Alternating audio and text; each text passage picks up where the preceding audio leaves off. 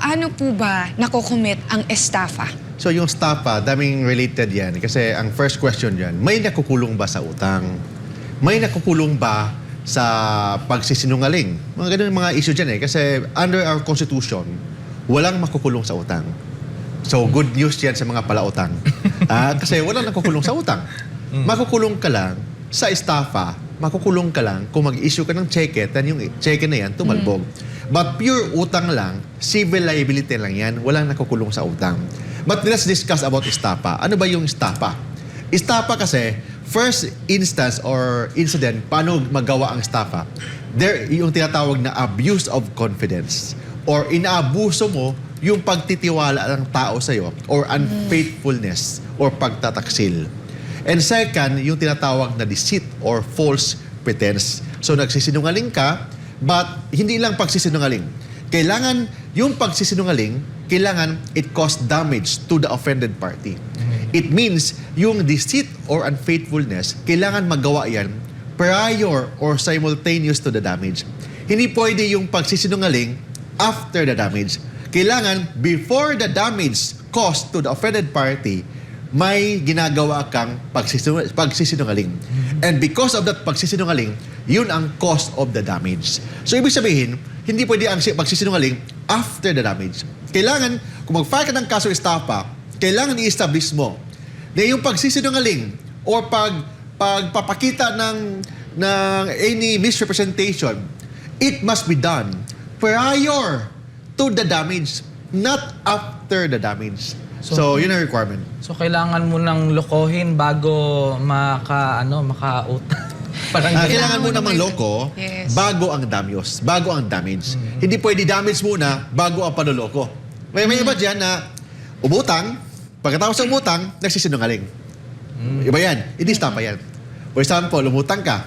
After utang, after mga isang taon, binalikan mo yung inutangan mo, pwede ba next year naman, tapos ito yung gagawin, may mga promises pa na mga interest, mga ganon. Gawin lang natin investment yung utang ko sa'yo. So hindi yan matatawag ni estafa. Kasi ang estafa, the deceit or the false pretense or yung pagsisinungaling must be done simultaneous or prior to the damage, not after the damage. Yun. Yes. Okay. Ngayon, paano naman po magiging estafa kung ang property o ang isang pera ay ginamit sa ibang bagay? So, in that case, dalawang issue dyan, Lala. Ito yung tinatawag na, for example, yung isang offended party nagbibigay ng kwarta sa offender. Pagbibigay for a particular purpose. For example, ang purpose niya, bigyan ng si Juan nagbibigay ng kwarta ni Pedro, ang purpose, bumili ng suka. Suka. Ano suka? Vinegar. Suka, vinegar. Pero ang ginawa ni Pedro, kasi lasinggero, ang binili, tuba, hindi suka. Kasi, di ba, ganun yan eh. So, pinagkatiwala ni Pedro, si Juan, na bumili ng suka, but ang binili, tuba, or mga sorbet, yung beer or wine. So, anong liability? Sabi ng batas, depende sa sitwasyon. Kasi sabi ng batas, if there's delivery of money or property for a particular purpose, but iba ang paggamit ng purpose sa particular purpose na in-instruct ng tinatawag na offended party, depende yan sa anong possession or transfer ang nangyari. If it is a juridical possession, estafa. Pag physical possession, pagnanakaw o theft. So ano yung juridical possession? Ano yung tinatawag na physical possession? Ang juridical possession, for example, nagbigay ako ng kwarta ni Maria, nagbigay ako ng 10,000 ni Maria, juridical possession. Ibig sabihin, pinagkatiwala ko ang kwarta sa kanya. Juridical possession. Paano naman pag ang perang 10,000 nasa mesa, umalis ako kasi nag-CR, pagbalik ko nawala kasi kinuha ni Maria, hindi yan juridical possession. Ang tawag doon, physical possession. Kasi walang tiwala, walang pagtitiwala sa pera, kinuha lang eh. Kinuha ang kwarta sa mesa. So hindi yan juridical possession, physical possession. Pag physical possession ang na-transfer sa isang offender, pagnanakaw yun. Pag juridical possession ang na-transfer, hindi pagnanakaw yun. Ang tawag doon, estafa.